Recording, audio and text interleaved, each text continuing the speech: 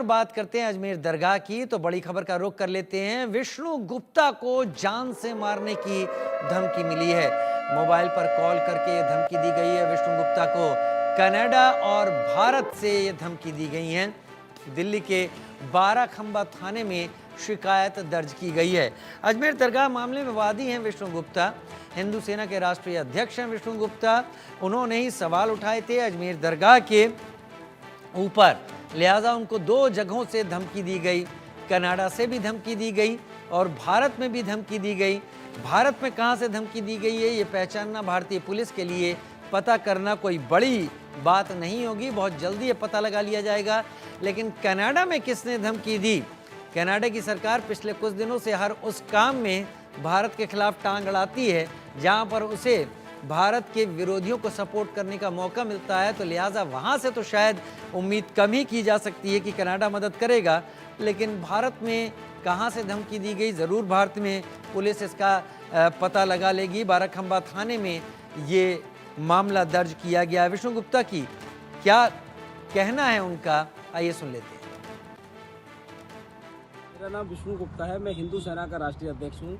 मैंने ही अजमेर दरगाह का case file किया है अजमेर जिला कोर्ट में। मुझे अभी 2 कॉलों से जान से मारने की धमकी दी गई है। एक कॉल कनाडा से आया है।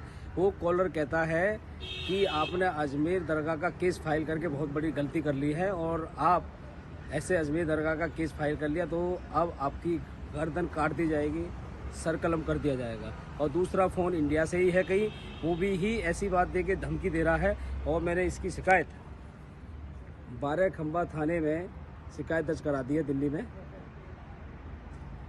और हम यह कहना चाहते हैं, हम ऐसी धमकियों से डरने वाले नहीं हैं। हमें ये लोग डरा नहीं सकते। हम अपना कानूनी हक मांग रहे हैं। हम कोर्ट गए, हमने कहीं भी किसी प्रकार की कहीं किसी की भावना आहत नहीं की है और ना ही हम किसी की भावना आहत करना चाहते हैं। हम तो सिर्फ अपना हक मांग रहे हैं क्योंकि वो अजमेर दरगाह महादेव शिव का मंदिर है और हम कानूनी लड़ाई से उसको वापस लेंगे।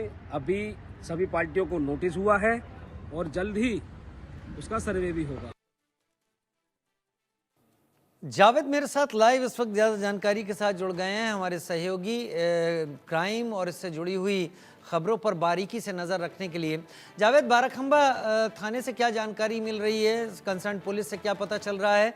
कनाडा के बारे में तो खैर शक जाहिर किया जा सकता है कि वहाँ से जानकारी मिलेगी या नहीं मिलेगी, लेकिन भारत में जहाँ से कॉल आई है उसके बारे में कुछ पता चला?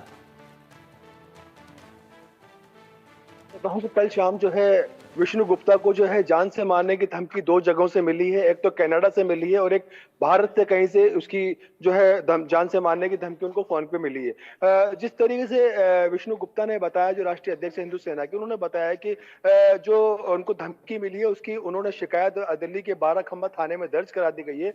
बाराखंबा थाने पर जब इस मामले में जानकारी जुटाई तो उन्होंने फिलहाल अभी यह बताया कि वो अभी कनाडा के मामले में जो है इंटरनेशनल कॉल्स की डिटेल्स जानने में थोड़ा वक्त लगेगा, लेकिन हिंदुस्तान से जो कॉल आया उसको बहुत जल्दी उसका पर्दाफाश कर दिया जाएगा, पब्लिक के सामने ले आया जाएगा। क्योंकि ये एक बहुत बड़ा पूरे देश से जुड़ा हुआ मुद्दा है, क्योंकि अजमेर गरीब नवाज की दरगाह का मामला है। उसको लेकर के जो है जिस तरीके से धमकी राष्ट्रीय अध्यक्ष विष्णु गुप्ता को मिली है वो एक बहुत गंभीर विषय है। इसको लेकर के प्रशासन और पुलिस प्रशासन और राजनेता पूरी गंभीरता से इसकी जांच में जुटे हुए हैं। जी, पूरी गंभीरता से जांच में जुटे हुए हैं। और क्या इस दावे और उसके बाद आई धमकी को लेकर अजमेर में जो राजस्थान पुलिस है वो क्या कुछ खास तैयारी कर रही है? उसे क्या इस बात का अंदेशा है कि किसी तरीके का तनाव अब बढ़ाया जा सकता है, तनाव बढ़ाने की असामाजिक तत्व कोशिश कर सकते हैं?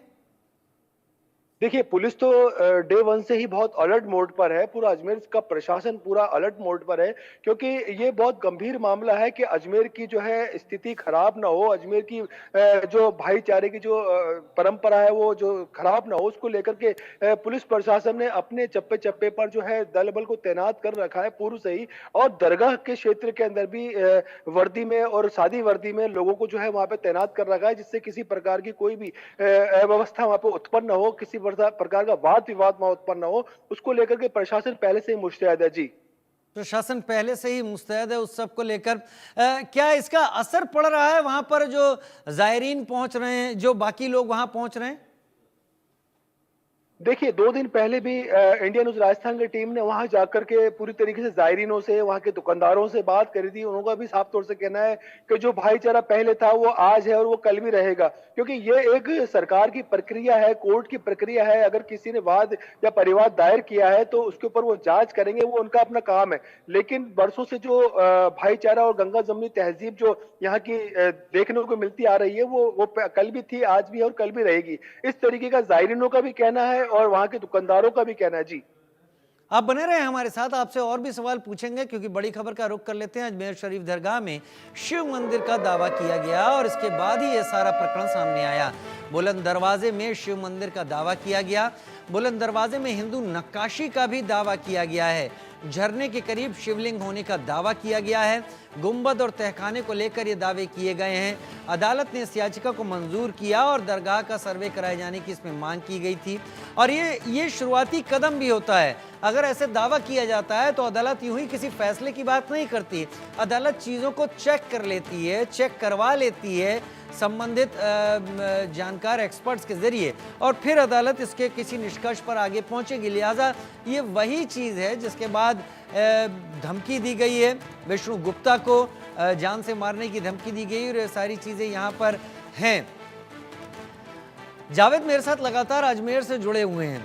जावेद, अजमेर के बुलंद दरवाजे में इस मंदिर की बात रखी गई है, क्या आप वहां गए? इसके बाद क्या आपने वहां पर अपनी आंखों से क्या आपने देखा, कुछ आपको पता चला कि इस दावे के पीछे कुछ आपको दिखाई पड़ रहा हो, या फिर कुछ ऐसा है जिसकी जांच किए जाने की मांग जो अदालत ने स्वीकार की है वो आपको लगता है कि एक्सपर्ट्स दूध का दूध पानी का पानी कर ही देंगे? देखिए, वहाँ के जो इतिहासकार हैं या वहाँ के जो बुजुर्ग जो पुराने लोग हैं, वो उनसे जिस इस बारे में जब बातचीत की गई तो बताया कि जब दरगाह यहाँ बनी थी तो बहुत पूरा एरिया ये पूरा खाली था, मैदान था, यहाँ घोड़ों का और ऊँटों का अस्तबल हुआ करता था। जब दरगाह का निर्माण कराया तो आस-पास के क्षेत्रों से कई जगहों से मलबा लाकर और यहाँ पे दरगाह की जो जमीन को जो ऊंचा किया गया और ऊंचा करने के बाद में उसमें मलबा डाला गया, आसपास के बहुत से क्षेत्र से लाकर यहाँ मलबा डाला है। और अगर मलबे के अंदर अगर कुछ इस तरीके के अवशेष भी होंगे तो उनको कोई जानकारी इस बारे में नहीं है। लेकिन यहाँ पर जिस तरीके से पुरातत्व के लोग हैं, वहाँ अजमेर के बहुत पुराने बुजुर्ग लोग हैं, जिस तरीके से गरीब नवाज के जो उत्तराधिकारी हैं नसीरुद्दीन, उन्होंने जिस तरीके से बताया कि यहाँ पर इस तरीके के कोई भी अवशेष यहाँ पर नहीं है। लेकिन ये एक जांच का विषय है। अगर कोर्ट इस पे जांच का आदेश देती है, जांच होती है, तो उसके ऊपर उसके पश्चात दूध का दूध और पानी का पानी होगा। जी, बहुत शुक्रिया जावेद हमारे साथ जुड़ने के लिए आपका, अजमेर से इस जानकारी के